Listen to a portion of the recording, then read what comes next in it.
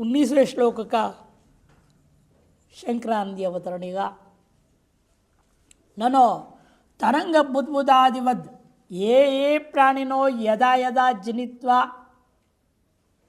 यद दुःखम अनुभवन्ति यद यद दुःखम दो दहन यद यद दुःखम अनुभवन्ति।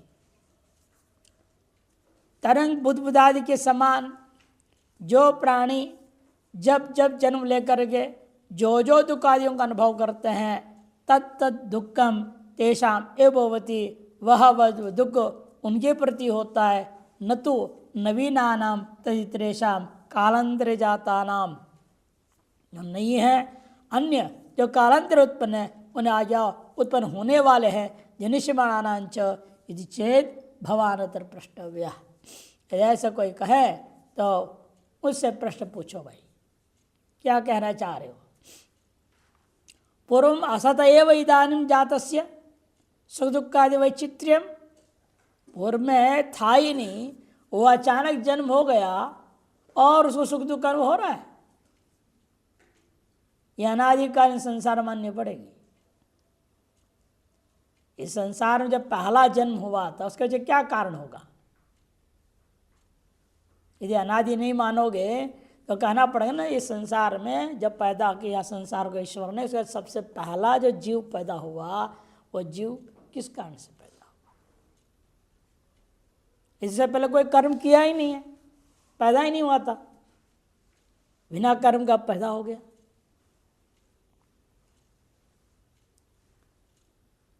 अकृत अभ्यागम, और जो पहले किया था वो नष्ट हो गया। पिछले संसार में पिछले चतुर्युग में था वो वहीं उसका खत्म हो गया। अब फिर आएगा कहाँ से।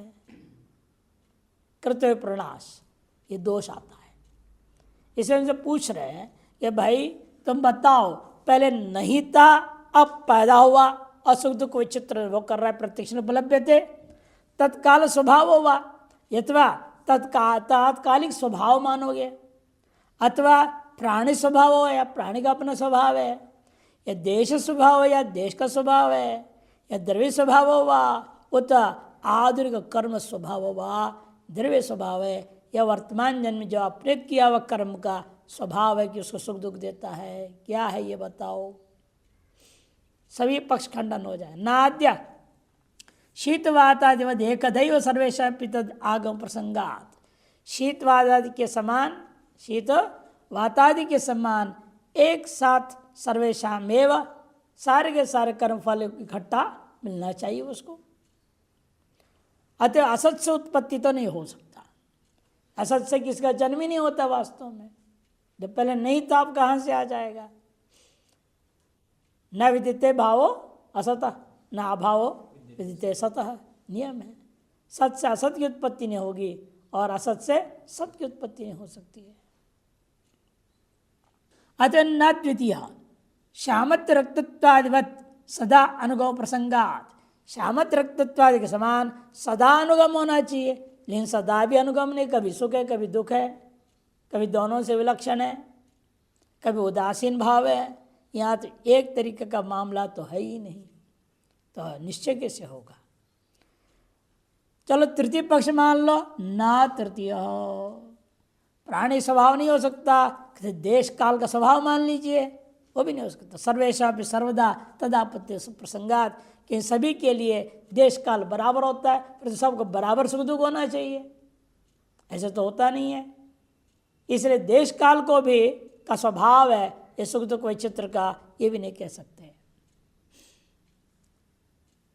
नापि चतुर्थः, चौथा मान लो द्रव्य स्वभाव होगा, द्रव्य स्वभाव भी नहीं हो सकता। एक महानदी जलपाई नाम नर पशु मृग खगादि नाम संतत दुख वैचित्र्य आपत्ति है। एक महानदी के जल को पीने वाले मनुष्य हैं, पशु हैं, मृग हैं, पक्षी हैं, आदियों में संतत दुख की वैचित्र्य होने लगेगा। ये द्रव्य का स्वभाव मानोगे तो जो पानी पिएगा, जैसे होता है ना जहरीले दारू पी गए, जो पिया सब बराबर खत्म। जैसे एक नदी है, गंगा नदी है, इसका जल पीने से सबको बराबर फल मिलता है क्या? सबको बराबर सुख मिलेगा या बराबर दुख मिलेगा क्या? नहीं। जिसकी जिस श्रद्धा भक्ति आदि है, कौन कितने मात्रा में पी रहा है और क्या अनुकूल है प्रतिकूल है वो जल, किसी से पेट में गैस बना देता है, किसी को जोड़ों में पकड़ लेता है। इसीलिए द्रव्य का स्वभाव भी नहीं कह सकते सुख दुख देना, जो व्यक्ति पर निर्भर है। एक ही द्रव्य है, देख लो मिठाई है, आपके लिए बड़ा मजा आएगा खाने में, और डायबिटीज वाले को परेशानी पैदा कर देगा। द्रव्य का स्वभाव थोड़ी है। इसलिए द्रव्य स्वभाव के कारण से भी कर्म व्यवस्था सुख दुख की व्यवस्था आप नहीं दे सकते। उत आधुनिक कर्म स्वभाव नैव च पंचम तरणकस्य अकर्मिणः सुखाद्य भाव प्रसंगात। तरणकस्य अकर्मिणः, तरणक है, अकर्मी है वो, उसको फिर सुख दुख आदि होना ही नहीं चाहिए।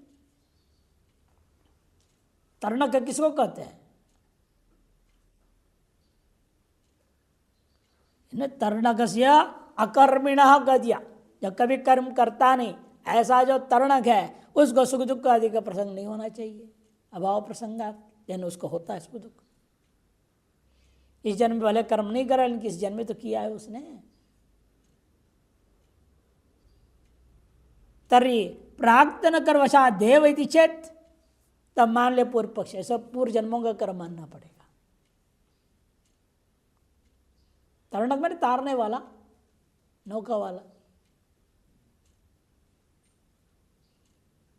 मल्हार बोलते हैं ना हिंदी में, मल्हार है ना बोलते हैं उसको, मल्हार जो नौका आर पार गंगा पार कराता है। उसको भी क्या हो रहा है, वो मान लो कोई कर्म नहीं करता है, सवेरे आता है बैठ जाता है, जो आ गया आर पार कर दिया, जो दिया चुपचाप ले लिया खा लिया, कोई नियम नहीं, कुछ नहीं, पूजा नहीं, पाठ नहीं, कोई कर्म नहीं करता। लेकिन फिर उसे सुख दुख मिल रहे हैं, कहाँ से आ गया सुख दुख? तब कहते हैं वहां पर आपको मानना पड़ेगा प्राक्तन कर्मवशा देव चेत। वो भी कहना ठीक नहीं, प्राग असज्जनी वादिनस्तव तद प्रसक्त है। पहले असत्य था, अब जन्म लिया बोल रहे हो ना, जब पहले असत्य था, पहले कर्म कहाँ से आ गए? पहले था ही नहीं, उसका कर्म कहाँ से होगा? इसलिए पहला पक्ष जो असत का जन्म मानने वाला है, उस व्यक्ति के लिए संभव ही नहीं है। प्राग असज्जनिवादिना, प्राग जो है असत था और अब जन्म हो गया, ऐसे सिद्धांत वाले आपके द्वारा कथन करना संभव नहीं है, तद अप्रसक्त है। प्रत्यक्ष प्रमाणवादी खलु भवान, क्योंकि आप जो चार्वाक आदि के समान हो, भस्मीभूत से देह से पुनरागमन कुतः, ये शरीर भस्मीभूत हो गया, उसका पुनर्जन्म होता नहीं। नए नए पैदा हो रहे हैं, वो तो नए नए है, पूर्व जन्म के आधार पर नया जन्म मानते नहीं, वो धारा नहीं है जन्म जन्मांतरों का। इसलिए प्रत्यक्ष प्रमाणवादी आप हैं, आप भगवान प्रत्यक्षेण उपलभ्यमानस्य एतस्य गतिरुच्यता, लेकिन प्रत्यक्ष से उपलब्ध हो रहा है सुख दुख का वैचित्रता, इसकी गति आप हमें बताइए। तरी जीवादि नाम प्राग सद्भाव अंगीकरिष्यामि, तब चारवाक को भी कहना पड़ रहा है, ठीक है फिर हम जीवादियों को पहले थे अब पुनर्जन्म हुआ है मानूंगा। प्राग सद्भाव अंगीकरिष्यामि सुखादि वैचित्र्य आगतेर गत्यंतरम अपश्यन नित्य सद्वादिनम जीव जगत हो। इसलिए सुखादि वैचित्र्य के आगमन में कोई और गति विचार नहीं दिख रही है, अपश्यन न दिखाई देते हुए मानना पड़ रहा है नित्य सद्वादिनम जीव जगत हो, प्राग सद्भावम, नित्य सद्वादी के समान आपको भी जीव जगत ये सब पहले से थे, ये मानना पड़ेगा। प्राग सद्भावम अंगीकारयितुम कर्म मोक्ष शास्त्रियोर मोक्ष प्रवृत्ति सिद्ध्यर्थम, इसको स्वीकार कराने के लिए और कर्म और मोक्ष शास्त्री और मोक्ष प्रवृत्ति सिद्ध्यर्थम, इनमें मोक्ष की प्रवृत्ति सिद्धि के लिए जीववत कर्मणाम तत्कृत संसार से अनादित्व बोधितुम इदम महा, जीव के समान उसके कृत जो कर्म है और उसके जो संसार है ये भी सब अनादि है, यह बोध कराने के लिए अगला श्लोक आरंभ होता है। भूतग्राम सैवायम भूत्वा भूत्वा प्रलीयते रात्र्यागमे अवशः पार्थ प्रभवत्यः रागमे। भूतग्राम सैवायम भूत्वा भूत्वा प्रलीयते रात्र्यागमे अवशः पार्थ प्रभवत्यः रागमे। भूतग्राम सएवयम, ये जो भूत समूह है जो पहले थे वही है। प्राणी वर्ग जो प्राणी जितने दिख रहे हैं ये पहले भी थे वही अभी भी है। जो मुक्त हुए 2 4 5 6 तो बात अलग है, वो घटेंगे। इन बाकी तो वही चल रहे हैं। धाता था पूर्वम अकल्प, सारे जीवों को वैसे के वैसे पैदा कर देता। सएवायम भूत्वा भूत्वा प्लीयते, बार बार जन्म लेता है, बार बार मर जाता है। रात्र्यागा में प्रलीयते ऐसा अन्वय होगा। जागरे भूत्वा भूत्वा रात्र्यागा में प्रलीयते। हे पार्थ, अवशः बिना अपने अधीन रहते हुए, अविद्या उसके अधीन नहीं, माया उसके अधीन नहीं है, इसलिए अवश्य है ये उन्हें विष्णु के अधीन। अकारो वही विष्णु, विष्णु के वश में, कि विष्णु ही संचालन करता है सृष्टि का। पैदा करते हैं ब्रह्मा जी, संचालन करते हैं विष्णु, संहार करते हैं शिव जी, ये व्यवस्था है। इसे विष्णु के अधीन होकर के ही ये दिन रात लगे रहते बेचारे। प्रभवती अहराग में, और आगे जैसे दिन होता है दोबारा जन्म लेता है, उन्हें जग जाता है, व्यवहार में फिर आ जाता है। रात्रि हुई और विलीन हो जाता है, और दिन हुआ वापस खड़ा हो जाता है। भूतग्रामो, भूत समुदाय स्थावर जंगम लक्षणों, भूत समुदाय स्थावर भी लेना जंगम भी लेना, सब के सब। यह पूर्वस्मिन् कल्प्य आसीत, जो पूर्व कल्प में था, स एव अयम नान्यो, वही अब दोबारा पैदा रहा है, कोई दूसरा नहीं है। भूत्वा भूत्वा अरागमे, अरागम होने पर बार बार पैदा होते हुए, रात्र्यागम होने पर पुनः पुनः प्रलीयते रात्र्यागमे, प्रलीयते पुनः पुनः रात्र्यागमे। अहन्न क्षये अवशो अस्वतंत्र एवं, हे पार्थ, जहाँ दिन का क्षय हो जाता है, रात्रि का आगमन होता है, न चाहते भी अस्वतंत्र ये, हे पार्थ, ये विलय को प्राप्त हो जाता है। ये होता है रात्रि, आप कितने भी जागरण में देखते हैं, शिवरात्रि वगैरह हम लोग पहले देखते थे, जागरण करते हैं, जितना भी कोशिश करते जगने के लिए, फिर भी एक आध बार झपकी चली जाती।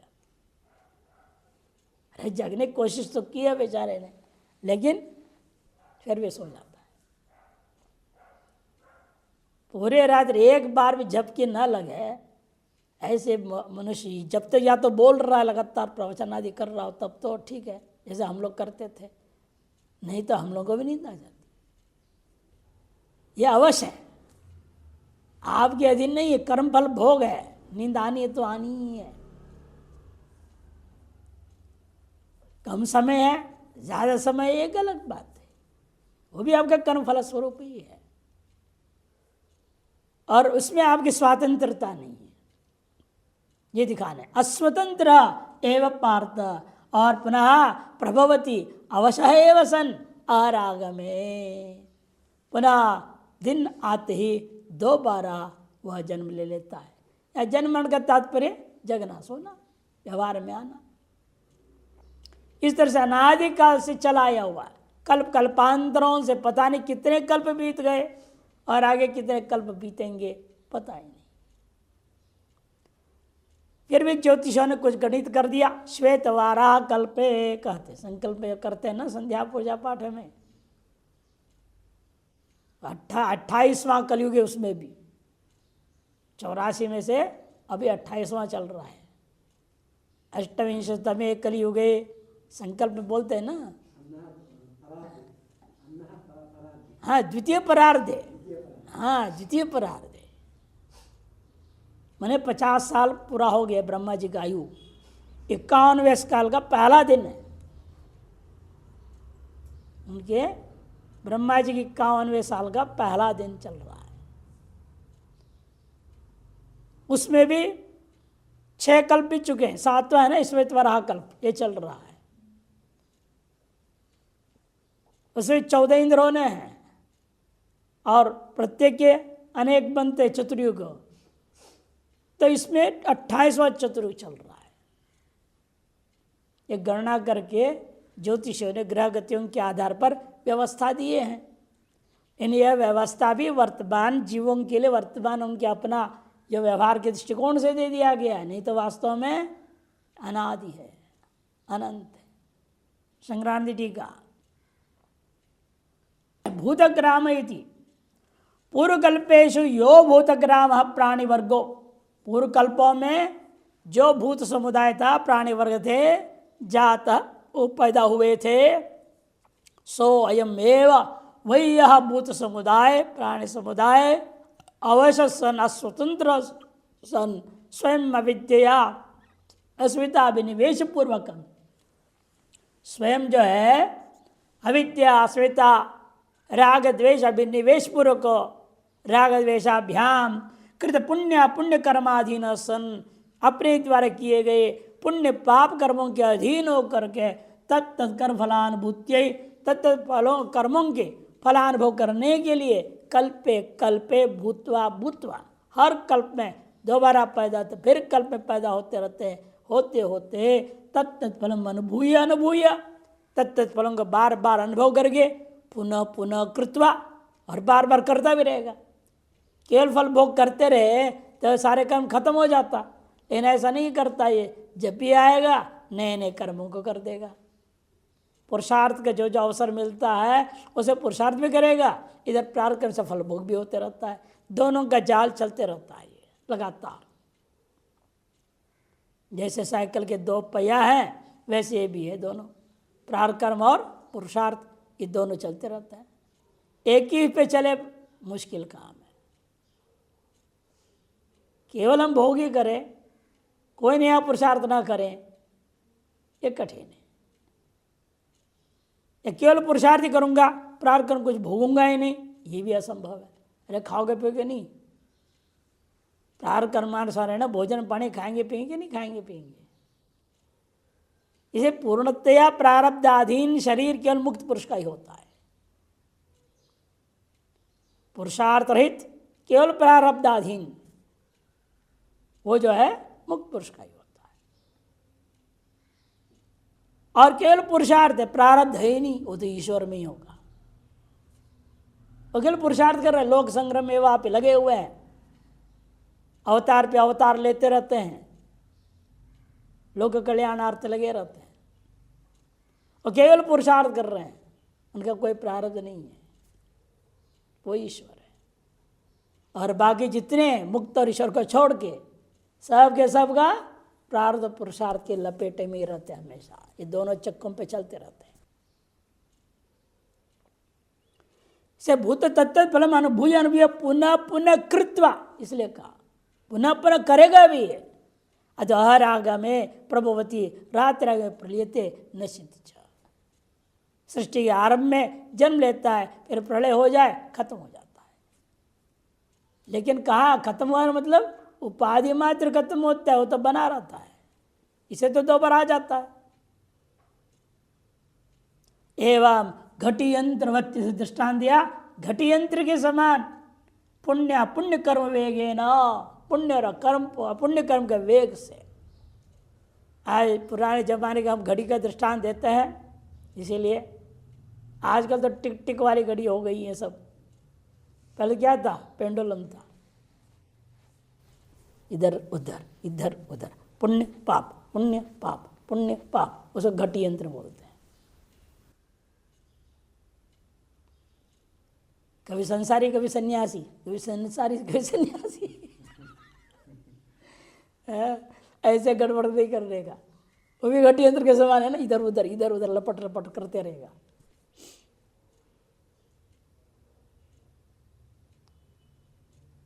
तो इसलिए कहते देखो घटी यंत्र के समान पुण्य और अपुण्य कर्म के वेग से पुनः पुनर्जायते म्रियते च, पुनर्जन्म लेता है फिर मरता है। आध्यात्मिक दुखे न व्यथते, आध्यात्मिक दुख के द्वारा व्यथित होता है। तपति च, बहुत तप करना पड़ता है, सहन करना पड़ता है। न कदाचित जन्म मरण प्रवाह पारम गच्छति, ये जन्म मरण के प्रवाह से पार जो है ये जा ही नहीं पाता है। टिप्पण भूतग्राम इत्यत्र ग्राम शब्द ग्रसु अदने धातु पाठ है। ग्राम शब्द कैसे बना? ग्रसु अदने धातु से बनता है, अथवा एक धातु अलग है, ग्राम आमंत्रणे च, उपवादी का है और ये चुरादी का है। इत्यस्मिन् निष्पन्न शब्दो वृंद समूह इत्यर्थ प्रसिद्धा। ये जो ग्राम शब्द है इन धातु से निष्पन्न, इसका अर्थ होता है वृंद समूह, गण को कह देते हैं। अवश अकारो विष्णु तस्य वशैत्य अवशः, अर्थात गमनागमन अस्वतंत्रत्वाद जीवा पुनरावर्तन्ते, गमनागमन में अस्वतंत्र होने के नाते इन जीवों को बार बार आना जाना पड़ता है। नाकस्य पृष्ठे ते सुकृत्य न भूयो इमं लोकम हीनतरम वा विशंति इति श्रुते है। स्वर्ग के धरा पे जाकर के अपने पुण्य को भोग करने के पश्चात पुनः वह इस लोक में अथवा इस हीनतर लोकों में वह प्रवेश करता है। प्राप्यांतम कर्मणस्तस्य यत्किंचेह करोत्ययम् तस्मात् लोकात् पुनरेति अस्मै लोकाय कर्मणे। प्राप्य अंतम कर्मण, इस शरीर के भोग के जितने कर्म थे प्रारब्ध कर्म, उसका क्षय होने पर, अंत को प्राप्त करने पर, तस्य किंचे करोति, उसने जो कुछ भी किया था उसको भोगने के लिए ऊपर के लोग चला गया। तस्मात् लोकात्, वहाँ भोग करने के बाद पुनरेति अस्मै लोकाय, पुनः इस लोक में आता है। अरे क्यों आता है? कर्मणे, कर्म करने के लिए। ये चक्र है, कर्म क्यों कर रहे हैं? खाने के लिए। खाने क्यों खाते क्यों हैं? कर्म करने के लिए। लोग में जिनको बताते हैं ना कथाकार लोग, कमा क्यों रहे हो? अरे कमाए तो खाएंगे कैसे? अरे खाने की क्या जरूरत है? अरे खाएंगे नहीं तो कमाएंगे कैसे? कमाना खाने के लिए, खाना कमाने के लिए, ये चक्कर है इनकी। वही पुण्य पाप का भी हाल है। सुख भोगने के लिए पुण्य करता है, सुख भोगता है तो खत्म कर दो, कहते नहीं और आगे सुख चाहिए ना, फिर पुण्य करेगा। पाप नहीं चाहता है फिर भी करता है, क्योंकि पाप भोग करना बाकी है। भोग करके समाप्त हो जाए वो भी नहीं, वो फिर पाप करेगा। ये पुण्य पाप दोनों ही इससे होते ही रहते हैं, चाहते हुए न चाहते हुए, जान के अनजान में होते रहते हैं। गीतायाम अप्युक्तम, गीता में भी कहा इसलिए क्षीणे पुण्य मर्त्यलोक विशंति थी। ये तो अवश्य सर्वे जीवा, जिसलिए सभी जीव उस विष्णु के अधीन ही है। तस्मात् स्व कल्याणार्थम एव यतितव्यमिति, इसलिए अपने कल्याण के लिए अवश्य प्रयत्न करना चाहिए। ये तात्पर्य कहने का यहाँ पर। इति निश्चित्य मोक्षाय सर्वैरितमिति ज्ञापितम भगवता, मोक्ष के लिए सभी के द्वारा सारा जीवन उड़ेल देना चाहिए, लगा देना चाहिए, यत्न में लगा दो, यही ज्ञापन करा रहे हैं भगवान। एतेन असत कार्यवादम व्यावृत्य, इससे यह भी सिद्ध कर दिया भगवान ने, असत कार्यवाद खंडन कर दिया, और सत्कार्यवादम भगवता समर्थितम भवति, सत्कार्यवाद को ही भगवान के द्वारा समर्थन दिया गया। पार्थित संबोधन न चैतन्य ज्ञापयति, पार्थिव संबोधन से इस बात का ज्ञापन करा रहे हैं, यथा वंध्या या पुत्र न जाए थे, ऐसे वंध्या का पुत्र नहीं होता, किंतु सन्मात्र जाए थे, विद्यमान माँ से ही पैदा होता है, विद्यमान माता से ही बच्चे पैदा होते हैं, अविद्यमान माता से पैदा नहीं होते। ठीक उसी प्रकार यहाँ पर अतः तुम अपनी सन्मात्रा प्रथया जातोसी, तुम भी सन्माता प्रथा से उत्पन्न हुए हो, तो तुम इस सत्कार्यवाद को मानना चाहिए और तदनुसार मोक्ष के लिए प्रयत्न करना चाहिए, ये उपदेश दिया है। अगले श्लोक के भाष्य अवतरणी का, यदुपन्यस्तम अक्षरम तस्य प्राप्ति उपाय निर्दिष्टा, जो उपन्यास किए थे अक्षर तत्व पूर्व श्लोकों में, उसे प्राप्ति के उपाय भी निर्देश कर चुके थे, ओम इत्येका अक्षरम ब्रह्म इत्यादि के द्वारा। अथेदानीम अक्षर से निर्दिदीक्षया, अब पुनः उसी अक्षर तत्व के ही जो है स्वरूप का निर्देशन करने की इच्छा से इदम उच्यते कहने जा रहे हैं।